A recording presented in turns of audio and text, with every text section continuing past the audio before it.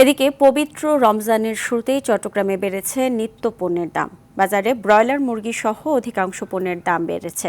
Broiler মুরগি বিক্রি হচ্ছে 220 টাকা কেজি, যা এক সপ্তাহ আগেও ছিল 160 টাকা। বেড়েছে সোনালী ও দেশি মুরগি সহ গরুর মাংসের দাম।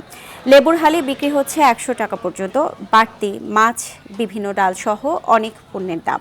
রাজশাহীতেও পণ্যের বাড়তি দামে ক্ষোভ জানান ক্রেতারা। বাজার মনিটরিং না থাকায় ব্যবসায়ীরা ইচ্ছে মতো দাম বাড়াচ্ছেন বলে অভিযোগ ক্রেতাদের।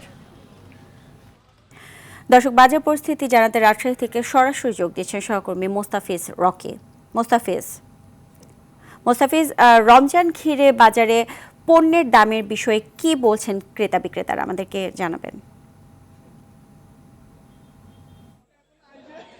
রমজানের প্রথম দিনে নিত্য পণ্যের দাম উত্তাপ ছড়াচ্ছে, ফলে যারা সাধারণ খেটে খাওয়া মানুষ রয়েছে তারা সব থেকে বেশি বিপাকে পড়ছে এবং তাদের যে প্রয়োজনের তুলনায় যতটুকু নেওয়ার দরকার এই নিত্য পণ্য তারা সেটি না নিয়ে একেবারেই যতটুকু আসলে প্রয়োজন ততটুকু আসলে নিচ্ছেন এবং এর ফলে যারা ক্রেতা রয়েছেন তারা বলছেন যে মনিটরিংয়ের ব্যবস্থাকে তারা আসলে দুষছেন।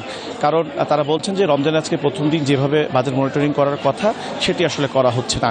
এবং বিশেষ করে আমরা দেখেছি যে বাজারে ইফতারিতে যে সমস্ত সবজি ব্যবহার করা হয়, যেমন হচ্ছে যে বেগুন, পাশাপাশি আপনার শসা, তারপরে আপনার খেজুর, সেগুলোর দাম কিন্তু অনেকটাই বাড়তি এবং লেবুর হালি কিন্তু প্রায় আকাশ ছোঁয়া। আপনি জানেন যে লেবু এই মুহূর্তে রাজশাহীর বাজারে বিক্রি হচ্ছে 80 থেকে 100 টাকা প্রতি হালি এবং কোনো লেবু আকার ভেদে 80 টাকা হালিতেও বিক্রি হচ্ছে। তবে আমরা এই লেবুর বাড়তি দাম নিয়ে যারা বিক্রেতা রয়েছেন তাদের সাথে কথা বলার চেষ্টা করেছি। তারা যেটি আমাদেরকে জানিয়েছে যে লেবুর এখন মৌসুম না, এই কারণে লেবু পর্যাপ্ত পরিমাণে বাজারে নেই, ফলে এটির দাম বাড়ছে। এছাড়াও কিছুক্ষণ আগে আমি ছোলা সহ অন্যান্য যে সমস্ত ডালের বাজার রয়েছে সেখানেও গিয়েছিলাম, ঘুরে এসেছি এবং সেগুলোতে গিয়েও দেখেছি যে ছোলা কিন্তু প্রায় প্রতি কেজিতে 10 টাকা করে বেড়েছে। এছাড়াও অন্যান্য যে ডালগুলো রয়েছে সেই ডালগুলোর দামও কিন্তু অনেকটা বাড়তি দামে বিক্রি হচ্ছে এবং বরাবরের মতোই তারা বলছেন যে আগে যে অজুহাতগুলি দিত যে পর্যাপ্ত পরিমাণে আমদানি না থাকার, সেটি তারা বলছেন।